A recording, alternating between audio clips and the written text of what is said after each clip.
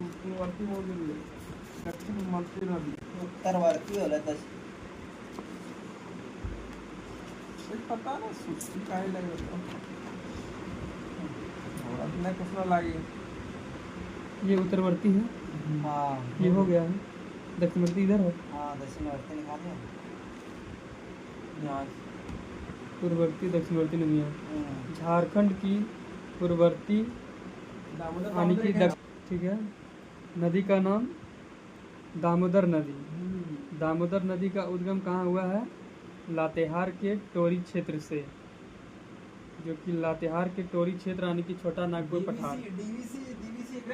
हाँ, दामोदर घाटी निगम को 1948 में स्थापित हुआ था, जिस पर एक परियोजना चलाया गया था। लेकिन दामोदर ये नदी है, डीवीसी अलग चीज़ है। जो बनाया गया था पहला परियोजना भारत का कहा जाता है 1948 में ना। हाँ डीवीसी हाँ इधरे बनाया था, दामोदर नदी पर बना था। हाँ ये है दामोदर नदी का उद्गम। दामोदर नदी का उद्गम लातेहार क्षेत्र है, टोरी लातेहार का टोरी क्षेत्र है, जिसको हम छोटा नागपुर पठार से भी जाने जाते हैं। और मुहाना जो है हुगली नदी में गिरती है जाके पश्चिम बंगाल में कोलकाता के निकट। दामोदर नदी हुगली नदी में जाके मिलता है कोलकाता के पास। हाँ, दामोदर नदी की कुल लंबाई 592 किलोमीटर है और झारखंड में लंबाई 290 किलोमीटर है। झारखंड में जो है कितनी है? 290 किलोमीटर है झारखंड में लंबाई, जबकि ऑल ओवर देखा जाए तो 592 किलोमीटर है, तब जाके हुगली नदी में मिल जाता है। अपवा क्षेत्र, दामोदर नदी का अपवा क्षेत्र है 12,800 वर्ग किलोमीटर। ठीक है, 592 पूरी लंबाई, 290 झारखंड में, 12,800 अपवा क्षेत्र लातेहार के टोरी क्षेत्र से निकलता है, कोलकाता में हुगली नदी के पास मिल जाता है। अब आते हैं यहाँ पे इसका सहायक नदियाँ। तो बराकर नदी के सहायक नदी कौन कौन है? तो दामोदर नदी के सहायक नदी कौन कौन है? तो देखिए, बराकर नदी है, कोनार नदी है, जमुनिया नदी है, भेड़ा नदी है, भेड़ा को भैरवी भी कहा जाता है, कतरी नदी है और बोकारो नदी है। हाँ, बराकर नदी, बोकारो नदी, कोनार नदी, जमुनिया नदी, भेड़ा नदी, भैरवी नदी, कतरी नदी। बराकर नदी, बोकारो नदी, बराकर, बोकारो, कोनार, जामुनिया, भेड़ा तो जानवे करते हैं रामगढ़ के पास मिला है इससे, दामोदर भेड़ा मिला है जो बोलता है नद और नदी, तो हम लोग को यादें है पहले से ही। एक कतरी नदी याद रख लीजिए, तब फिर याद हो जाएगा। कौन कौन? देखिए, बराकर, बहुत से बराकर, बहुत से बोकारो, उसके बाद जमुनिया 3 हो गया, उसके बाद कतरी नदी 4 हो गया, भेड़ा नदी या फिर भैरवी नदी 5 हो गया। तो 5 नदी है जो मिला हुआ है। एक जमुनिया नदी 6 लगभग इससे ही है। अब आगे बढ़ें। संबंधित क्षेत्र, बराकर नदी जो है हजारीबाग में जाती है, गिरिडीह में जाती है, धनबाद में जाती है, बोकारो में जाती है, लातेहार में जाती है, रांची का भी कुछ क्षेत्र दिया है, रांची में भी जाता है कि दामोदर नदी? हाँ, ये तो मिसमैच क्वेश्चन लग रहा है। रांची में जाता है? पता नहीं, कंफर्म कर ले। कंफर्म कर लें। कंफर्म फुल कर दें। तो हाँ, परंतु की तुम सर नहीं डाला। चलिए, ये वाला फर्स्ट में नया पढ़ रहे हैं इसीलिए लगा ये रांची नहीं होगा। ठीक है, चलिए हजारीबाग जाता है, हम लोग को पहले से भी पता था। हाँ, ताकि लातेहार से निकलता है तो हजारीबाग जावे करेगा, तभी वो ग्राउंड लेगा। वो लातेहार से जाएगा, देखिए लातेहार से निकला हजारीबाग, हजारीबाग थोड़ा लोहरदगा जाता है, धनबाद जावे करता है, ये सब बोकारो सब जाता है। उपनाम, देव नदी बंगाल का शोक, झारखंड की राइन नदी, दामोदर नदी। दामोदर नदी का उपनाम क्या है? दामोदर नदी का उपनाम है देव नदी, बंगाल का शोक इसको कहा जाता है, और झारखंड का राइन नदी कहा जाता है। झारखंड की राइन नदी कहा जाता है। बंगाल का शोक, झारखंड की राइन, देव नदी देवताओं का नदी, और दामोदर ये सब कहा जाता है। ठीक है।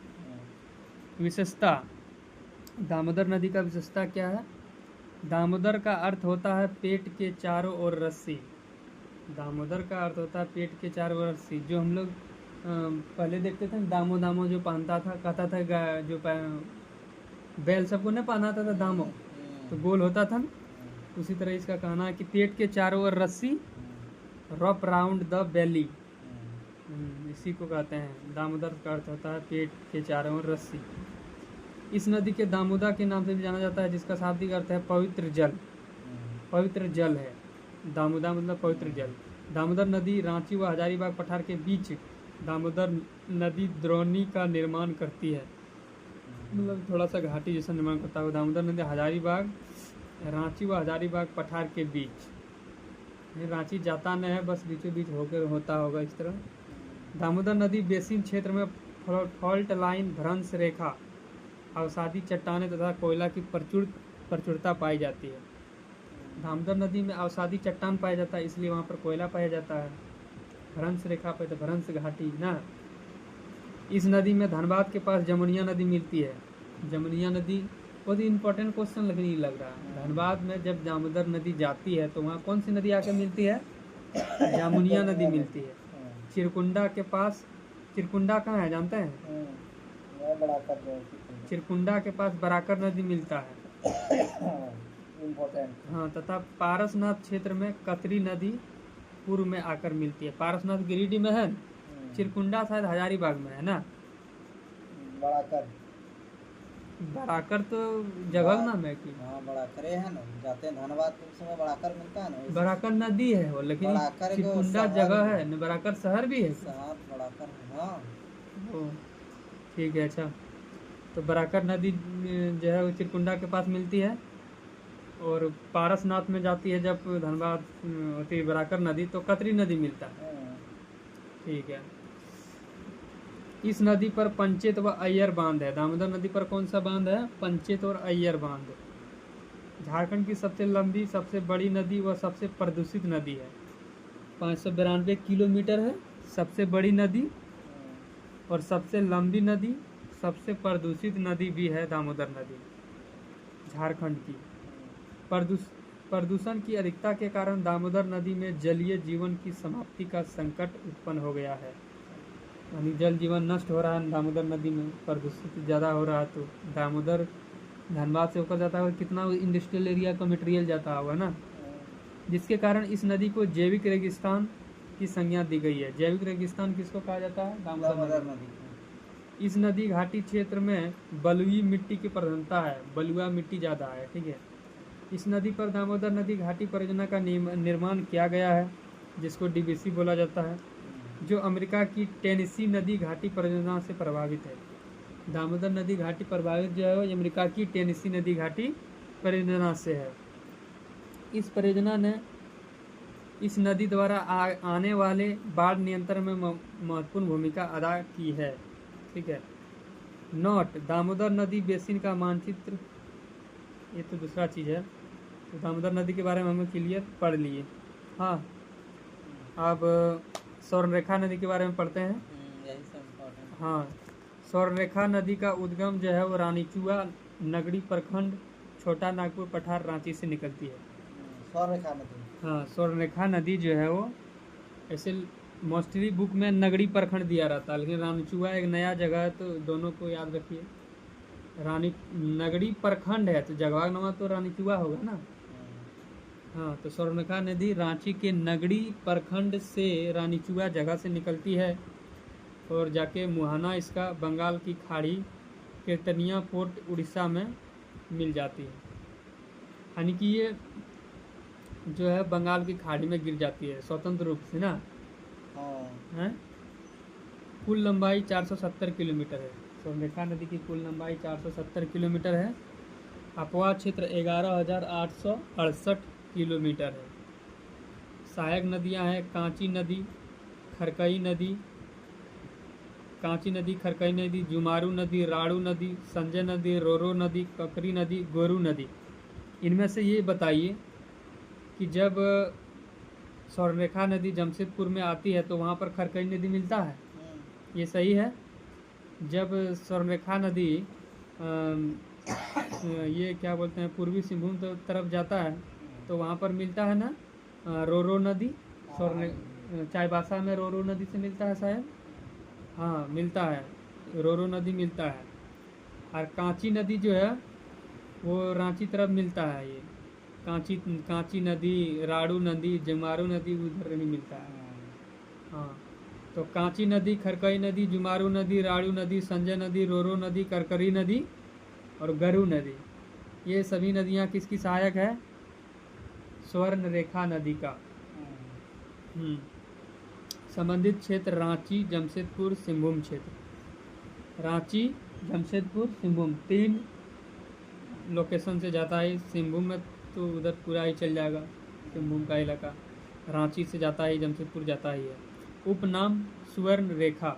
विशेषता क्या है स्वर्ण रेखा नदी का? इस नदी की रेत में सोना का अंश पाया जाता है। यह नदी झारखंड से होकर उड़ीसा में प्रवेश कर जाती है, जहां यह बंगाल की खाड़ी में गिरती है। बंगाल की खाड़ी में स्वतंत्र रूप से गिरने वाली यह झारखंड की एकमात्र नदी है। यही हम लोग पढ़े थे ना, स्वर्णरेखा नदी झारखंड जो ये बंगाल की खाड़ी में स्वतंत्र रूप से गिरने वाली नदी है, यही याद रखना इम्पोर्टेंट है। इस नदी के रेत में सोना का अंश पाया जाता था, इसलिए इस नदी को स्वर्णरेखा नदी कहा जाता है। यह नदी झारखंड से होकर उड़ीसा में प्रवेश कर जाती है, जहां यह बंगाल की खाड़ी में गिरती है। अच्छा, ये नदी जो है जब रांची, जमशेदपुर और सिंहभूम से पूरे झारखंड को कवर करने के बाद जब जाता है वो कहाँ पे? उड़ीसा चल जाता है, और उड़ीसा के पास बंगाल की खाड़ी में मिलता है। ये जो है एंडिंग पॉइंट याद रखना जरूरी है, उड़ीसा जाता है, झारखंड से निकल के उड़ीसा जाता है, तब बंगाल की खाड़ी में मिलता है। ठीक है, उसके बाद यह रांची में हुंडरू जलप्रपात का निर्माण करती है। स्वर्णरेखा नदी जो है रांची में हुंडरू जलप्रपात का निर्माण करती है। हुंडरू जलप्रपात का ऊंचाई बता सकते हैं? 98 मीटर था शायद, 98 ही है, हाँ कन्फर्म 98 है। जबकि इसकी सहायक है राड़ू नदी, जो नदी जौनहा नामक स्थान पर जौनहा, गौतम धारा व कांची नदी दसम जलप्रपात का निर्माण करती है। देखिए राड़ू नदी जो है वो रांची में मिलती है जौनहा नामक स्थान पर, और जोन्हे नामक स्थान पर गौतम धारा जलप्रपात है। गौतम धारा का निर्माण वहीं करता है। हाँ बोले ना, मेरा कॉलेज और मांझी में है ना, तो वहाँ से कुछ दूरी पर था गौतम धारा जलप्रपात। हाँ, तो गौतम धारा जलप्रपात और कांची नदी वहीं जाके मिलता है। दसम जलप्रपात का निर्माण करती है स्वर्णरेखा नदी। कौन कौन सा जलप्रपात? गौतम धारा जलप्रपात, दसम जलप्रपात, स्वर्णरेखा जलप्रपात, यही सब। उसके बाद राड़ू नदी तेरांग रेलवे स्टेशन सिल्ली के दक्षिण में के पास स्वर्णरेखा नदी में मिलती है। राड़ू नदी तेरांग रेलवे स्टेशन सिल्ली के दक्षिण में के पास स्वर्णरेखा नदी मिलती है। तो राड़ू नदी जब आता है रांची में उसका लोकेशन बताया। इस नदी के संगम स्थल पर मकर संक्रांति के अवसर पर सीता घाट मेला व टूसू मेला का आयोजन किया जाता है। अच्छा, इस नदी के संगम स्थल पर जब राड़ू नदी और स्वर्णरेखा नदी मिलता है ना, तो इस नदी के संगम पर मकर संक्रांति के अवसर पर सीता घाट मेला व टूसू मेला का आयोजन किया जाता है। तो सीता में घाट मेला और टूसू मेला का आयोजन कब किया जाता है? मकर संक्रांति के अवसर पर। किस नदी के संगम पर? तो स्वर्णरेखा नदी और कौन सा नदी? राड़ू नदी के संगम पर। इस नदी पर रुक्का बांध है, गेतलसूद बांध है और चांडिल बांध अवस्थित है। स्वर्णरेखा नदी पर कौन कौन सा बांध है? रुक्का बांध, गेतलसूद बांध, चांडिल बांध अवस्थित है।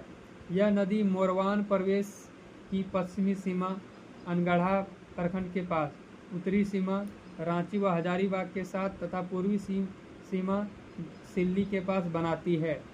स्वर्णरेखा नदी के किनारे अवस्थित एक फैक्ट्री में कार्यरत ऋत्विक घटक ने 1965 ईस्वी में सुवर्णरेखा नामक फिल्म का निर्माण किया है। स्वर्णरेखा नदी के किनारे पर एक फिल्म बनाया गया है, ऋत्विक घटक ने 1965 ईस्वी में बनाया था। उस फिल्म का नाम था सुवर्णरेखा। ठीक है, तो स्वर्णरेखा नदी के बारे में हम लोग पढ़ लिए। अब बराकर नदी के बारे में पढ़ते हैं। बराकर नदी का उद्गम कहाँ से है? पदमा, हजारीबाग, पठार। बराकर नदी जो है वो हजारीबाग, पठार जगह का नाम पद्मा है, वहीं से निकलता है। मुहाना है दामोदर नदी, बराकर नदी दामोदर नदी में मिल जाती है। आसनसोल के पास, ये देखिए बहुत इंपॉर्टेंट क्वेश्चन है। बराकर नदी हजारीबाग से निकला है, ठीक है, लेकिन दामोदर नदी में किस जगह के पास मिलती है? आसनसोल के पास। आसनसोल जो है पश्चिम बंगाल में है ना, तो वहाँ पे जाके मिलता है दामोदर से बराकर नदी। बराकर नदी का कुल लंबाई 225 किलोमीटर है। सहायक नदियाँ हैं उसरी नदी, बरसोती नदी। उसरी और बरसोती नदी बराकर का सहायक नदियाँ हैं, ठीक है। बरसात में उसर जाना, ये बड़ा बड़ा हो जाना, बराकर नदी का सहायक नदियाँ हैं। संबंधित क्षेत्र हजारीबाग, गिरिडीह, धनबाद। हजारीबाग, गिरिडीह, धनबाद बराकर नदी गुजरती है। हजारीबाग से गुजरती है, गिरिडीह से गुजरती है और धनबाद से गुजरती है। उपनाम है रिजुपालिका। बराकर नदी का उपनाम क्या है? रिजुपालिका। जैन धर्म में नामकरण। देखिए, बराकर नदी को जैन धर्म में रिजुपालिका कहा जाता है। विशेषता, इस नदी का उल्लेख बौद्ध व जैन साहित्यों में मिलता है। बौद्ध धर्म और जैन साहित्यों में मिलता है, क्योंकि गिरिडीह से जाती है। पारसनाथ बौद्ध के लिए बहुत ही फेमस है, बौद्ध धर्म के लिए, तो इसलिए बौद्ध और जैन धर्मों में ही उल्लेख दिया गया है बराकर नदी का। तो विशेषता, इस तट पर जैन मंदिर गिरिडीह तथा पास कल्याणेश्वरी मंदिर मैथन में है। धनबाद के मैथन में जो है कल्याणेश्वरी मंदिर है, और गिरिडीह में जैन मंदिर है बराकर नदी पर, ठीक है। इस नदी पर तिलया बांध तथा मैथन डैम है। बताइए बराकर नदी पर कौन कौन सा डैम है? तिलया डैम है और मैथन डैम है। गिरिडीह में जैन मंदिर है और धनबाद में कल्याणेश्वरी मंदिर है। बराकर नदी में पढ़ लिए। अब हम लोग दक्षिणी कोयल नदी के बारे में पढ़ रहे हैं। दक्षिणी कोयल नदी का उद्गम कहाँ से है? नगड़ी, रांची से है। मुहाना ब्राह्मणी नदी राउरकेला, उड़ीसा का, जो उड़ीसा में ब्राह्मणी नदी है तो उड़ीसा में जाता है, ठीक है। दक्षिणी कोयल नदी रांची से निकलती है और उड़ीसा जाती है, वहाँ ब्राह्मणी नदी से मिलता है। जगह का नाम है राउरकेला। दक्षिणी नदी का कुल लंबाई जो है, दक्षिणी कोयल नदी का कुल लंबाई 285 किलोमीटर है। सहायक नदियाँ हैं उत्तरी नदी, उत्तरी कारो नदी, दक्षिणी कारो नदी। दक्षिणी कोयल नदी का सहायक नदियाँ कौन कौन सी है? उत्तरी कारो नदी, दक्षिणी कारो नदी। संबंधित क्षेत्र, दक्षिणी कोयल नदी का संबंधित क्षेत्र है लोहरदगा, गुमला जिला, पश्चिमी सिंहभूम व रांची जिला। दक्षिणी कोयल देखिए कहाँ से है, तो ये रांची से निकलवे करता है। रांची के नगरी से तो रांची रहेगा, उसके बाद ये लोहरदगा, फिर गुमला, फिर पश्चिमी सिंहभूम।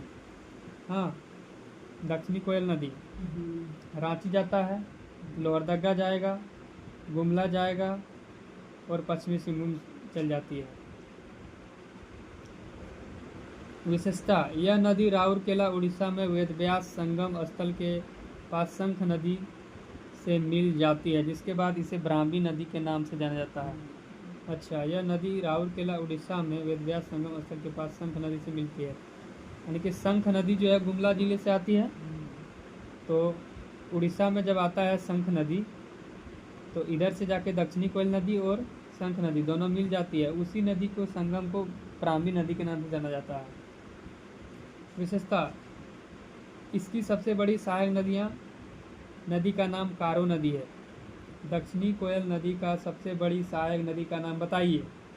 कारो नदी है, जिस पर कोयल कारो परियोजना का निर्माण प्रस्तावित था, ठीक है। दक्षिणी कोयल के बारे में हम लोग पढ़ लिए। 285 किलोमीटर, तो ब्राह्मणी नदी में उड़ीसा में जाकर नामकरण होता है जब वो शंख नदी से मिल। कारो यानी कि कारो नदी जो है वो सबसे बड़ी सहायक नदी है, ठीक है। अब हम लोग शंख नदी के बारे में पढ़ते हैं। शंख नदी का उद्गम है चैनपुर गुमला जिले से, ठीक है। गुमला के किस जगह से निकलती है शंख नदी? तो चैनपुर से। मुहाना है दक्षिणी कोयल। दक्षिणी कोयल में कहाँ मिलती है? उड़ीसा में जाके राउरकेला के पास, तब कहलाता है ब्राह्मणी नदी। ठीक है, कुल लंबाई 240 किलोमीटर है। शंख नदी की कुल लंबाई कितना है? 240 किलोमीटर। सहायक नदियाँ चिरवा नदी, लावा नदी, पौक नदी, कोदार नदी, कसगोर नदी, पालममारा नदी। ठीक है, देखिए कैसे कैसे है शंख नदी का सहायक नदियाँ।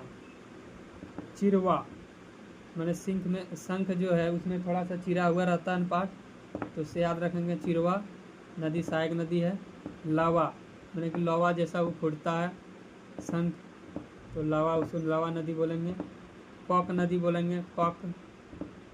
उसके बाद कोदार, कोदार जैसा उसमें धार रहता है, कोदार शंख नदी। उसके बाद कसगोर और पालमारा नदी कहेंगे शंख नदी की सहायक नदियाँ। चिरवा, लावा, कोक, कोदार, कसगोर, पालमारा।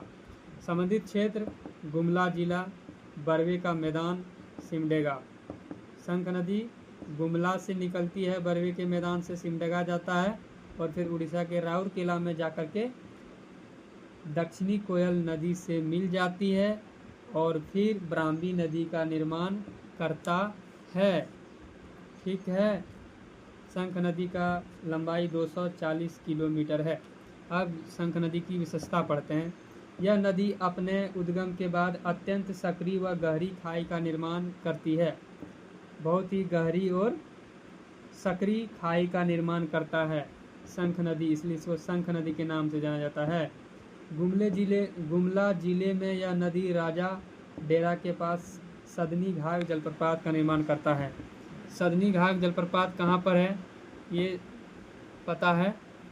सदनी घाघ जलप्रपात कहाँ पर है ये पता है? तो ये गुमला जिले में है कि नहीं? सदनी घाघ जलप्रपात गुमला जिले में, हाँ गुमला जिले में है। वहाँ सदनी घाघ जलप्रपात का निर्माण करती है शंख नदी से ही होता है। अपने उद्गम के बाद नदी दक्षिण पश्चिम दिशा में बरवे करती है तथा पुनः झारखंड के सिमडेगा जिला में प्रवेश करती है। हाँ, यह नदी राउरकेला उड़ीसा में वेदव्यास संगम स्थल के पास दक्षिणी कोयल नदी से मिल जाती है, जिसके बाद इसे ब्राह्मणी नदी के नाम से जाना जाता है। ऐतिहासिक किंवदंतियों के अनुसार शंख व इब नदी में हीरा पाया जाता था। शंख नदी और इब नदी जो है, एक कहावत के अनुसार है कि यहाँ पे हीरा पाया जाता था, जिसके कारण छोटा नागपुर को हीरा नागपुर भी कहा गया है। हाँ, कौन कौन सा नदी में हीरा पाने की बात कही है? शंख नदी और इब नदी, शंख नदी और इब नदी में। ठीक है, स्वर्णरेखा में तो सोना पाया जाता था, इसमें हीरा की बात कहा है। हाँ, उसके बाद है शंख नदी पढ़ लिए, अब मयूराक्षी नदी पढ़ेंगे। मयूराक्षी नदी का उद्गम है त्रिकुट पहाड़ी देवघर। मयूराक्षी नदी का उद्गम है त्रिकुट पहाड़ी देवघर। मोहाना है हुगली नदी, पश्चिम बंगाल में जाके मिल जाती है हुगली नदी से। कुल लंबाई 250 किलोमीटर, यानी कि 250 किलोमीटर। मयूराक्षी नदी का लंबाई कितना है? 250 किलोमीटर। सहायक नदियां हैं धवाई नदी, टिपरा नदी, भामरी नदी, पुसरो नदी, दाउना नदी, द्वारिका नदी, बाकरेश्वर नदी, मुनबिल नदी और सिंध नदी। हाँ, एक बार और मयूराक्षी नदी की सहायक नदियाँ पढ़ते हैं। मयूराक्षी माने कि मयूर जो है पूरा झकास रहता है, धवाई जैसा धवाते रहता है, धवाई नदी हो जाएगा। टिपरा यहाँ वहाँ टिपकते रहता है, कभी कभी दिखाई देगा मयूर। भामरी नदी, पुसरो नदी, दौना नदी, द्वारिका नदी। द्वार पर कभी नहीं आएगा मयूर डर से। तो द्वारिका नदी, बाकेश्वर नदी और मुनबिल नदी। ठीक है, संबंधित क्षेत्र दुमका, साहेबगंज, देवघर, गोड्डा। देखिए मयूराक्षी नदी देवघर जिला से निकलता है, दुमका जाती है, दुमका से जाने के बाद साहेबगंज जाती है, गोड्डा जाती है। मयूराक्षी देवघर से निकले यार, तो देवघर से निकलता है ना। हाँ। उसके बाद दुमका जाएगा, दुमका से गोड्डा जाएगा, उसके बाद साहेबगंज जाएगा। हाँ, उल्टा दे दो ना। वो लिख देता है इसी तरह, उसको सरिया के नहीं लिखता है।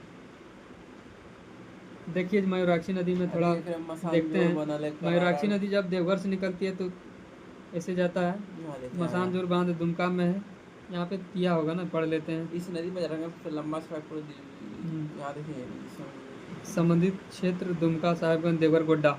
मोर नदी, मोतिहारी नदी और मोराखी नदी कहते हैं। मयूराक्षी नदी को मोर नदी भी कहा जाता है, मोतिहारी नदी भी कहा जाता है और मोराखी नदी भी कहा जाता है।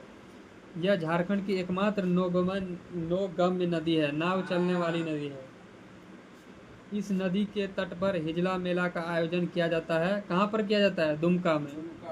इस नदी पर प्रथम पंचवर्षीय योजना के दौरान कनाडा के सहयोग से मसान जोर नामक बांध का निर्माण किया गया है, जो कि दुमका में है। मसान जोर डैम का जो निर्माण कराया गया है वो किस पंचवर्षीय योजना में कराया गया था? प्रथम पंचवर्षीय योजना में कराया गया था। किसके सहयोग से कराया गया था? कनाडा के सहयोग से कराया गया था।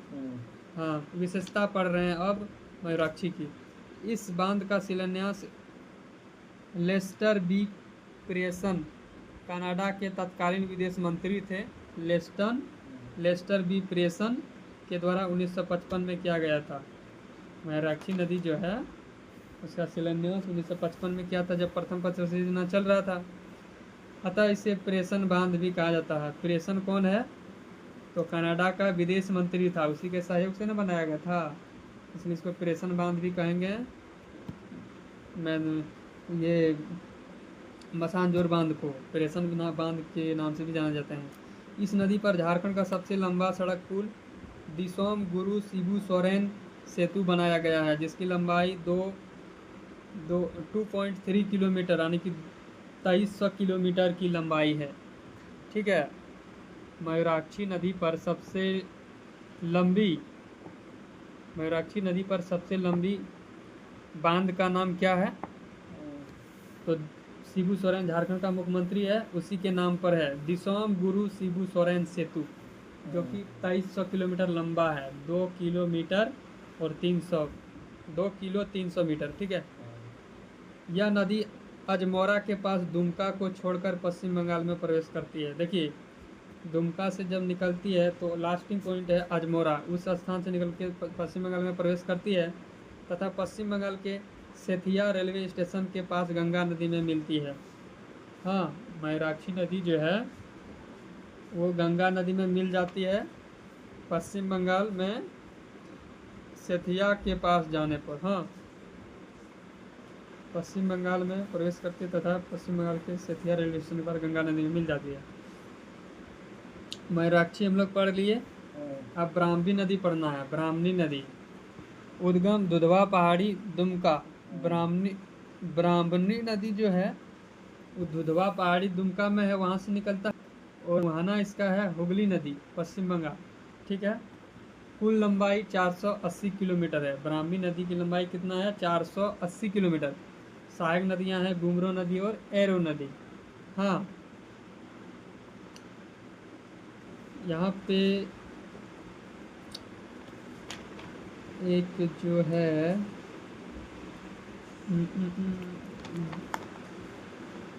ब्राह्मणी, ठीक है। हाँ ठीक है। सहायक नदियाँ गुमरो और एरो नदी है। ब्राह्मणी नदी कहाँ से निकलता है?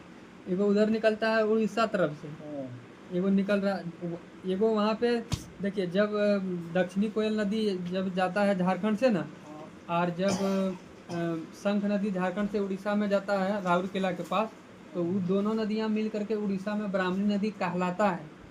लेकिन एक ब्राह्मणी नदी जो कि झारखंड के दुमका से खुद निकलती है अपने आप बन करके, वहाँ कोई नदी मिला नहीं है, और वहाँ मिलने से ब्राह्मणी नदी कहलाया है। कौन कौन?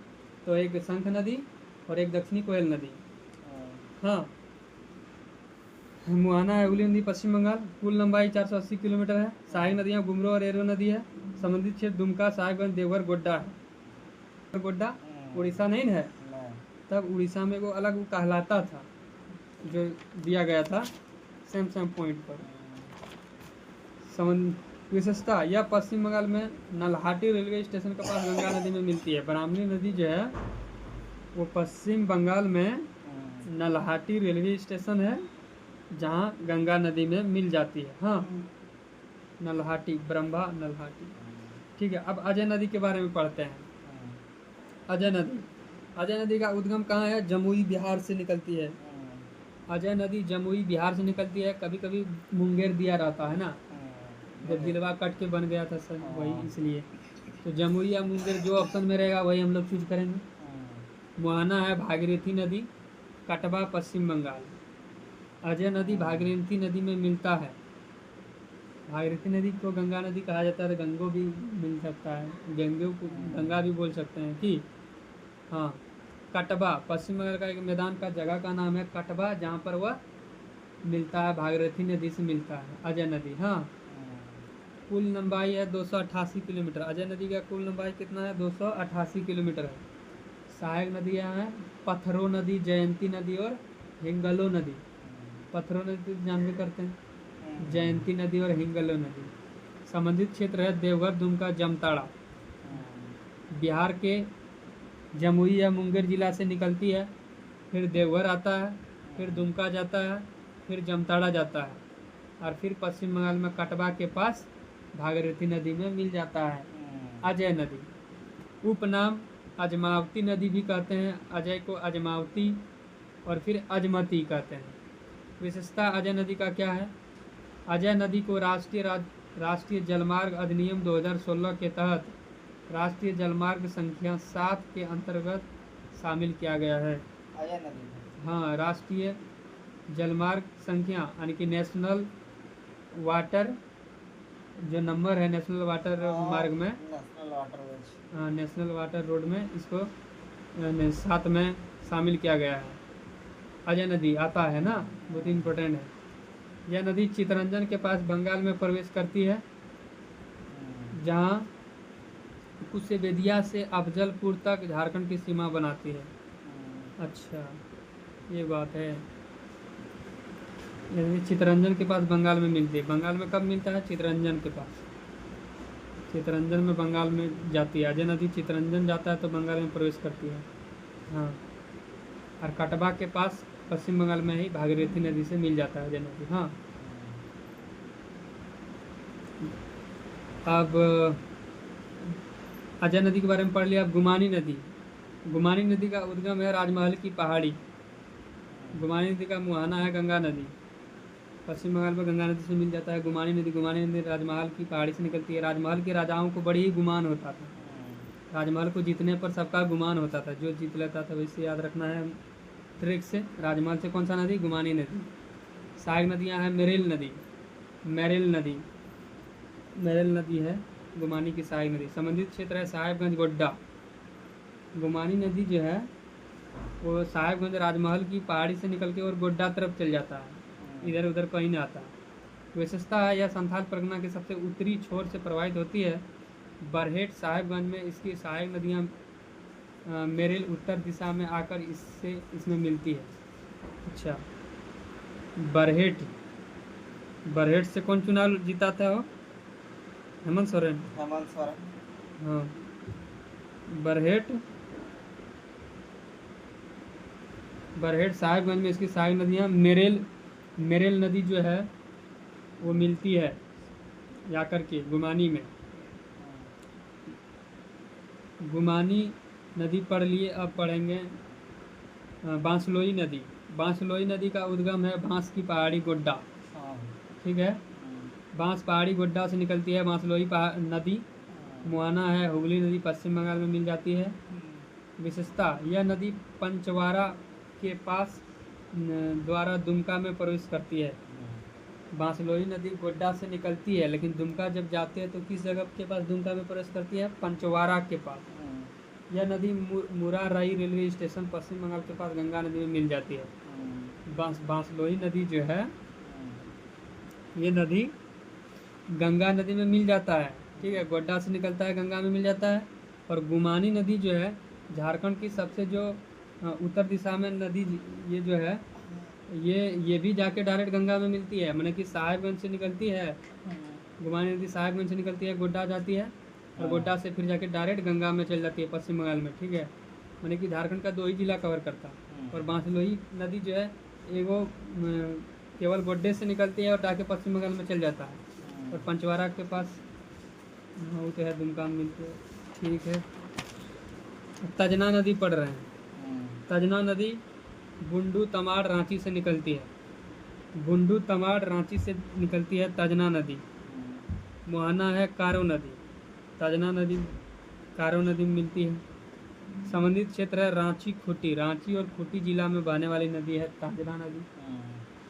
विशेषता है इस नदी के अपवाद क्षेत्र में खूंटी के असुर सभ्यता के अवशेष मिलते हैं। असुर सभ्यता का अवशेष मिलता है तजना नदी में, खूंटी में। जब रांची से खूंटी जाता है ना तो असुर सभ्यता का अवशेष मिलता है। असुर जनजाति उधर बहुत है, रांची तरफ, खूंटी तरफ है ना, इसलिए। उसके बाद देखिए तजना पढ़ लिए। अब कांची नदी पढ़ रहे हैं। कांची नदी का उद्गम है तमाड़ रांची से निकलता है। हाँ, लगभग में एक ही जैसा है। देखिए तजना नदी जो है वो भी तमाड़ रांची से निकलता है, और कांची नदी ये भी रांची से ही निकलता है, तमाड़ रांची से ही निकलता है। मुहाना नदी स्वर्णरेखा नदी। स्वर्णरेखा नदी मूरी। मूरी कहाँ है? रांची में है, जो हम लोग जाते हैं इधर से मूरी रेलवे स्टेशन मिलता है।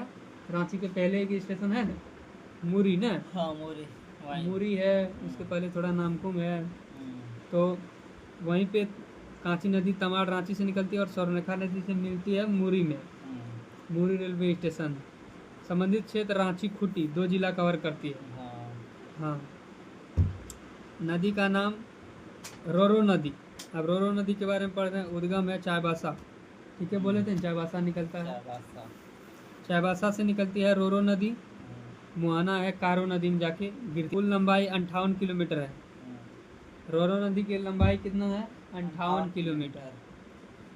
संबंधित क्षेत्र है पश्चिमी सिंहभूम। विशेषता इस नदी के तट पर चाईबासा शहर अवस्थित है। चाईबासा शहर जो है वो रोरो नदी के किनारे है। चाईबासा शहर। हाँ। नदी का नाम उत्तरी कारो नदी। उद्गम रांची से है। मोहना दक्षिणी कोयल में गिरती है उत्तरी कारो नदी। रांची से निकलती है उत्तरी कारो नदी। संबंधित क्षेत्र रांची जिला, गुमला जिला, पश्चिमी सिंहभूम जिला, सिमडेगा जिला, उत्तरी कारो नदी। ठीक है। विशेषता यह नदी सिमडेगा के पास दक्षिणी कोयल से मिलती है। दक्षिणी कोयल से यह नदी रांची पठार दक्षिणी किनारे पर 11 मीटर ऊंचे फरुघाग जलप्रपात का निर्माण करती है। फरुघाग जलप्रपात जो है वो रांची में है और वो उत्तरी कारो नदी से बना है। हाँ, तो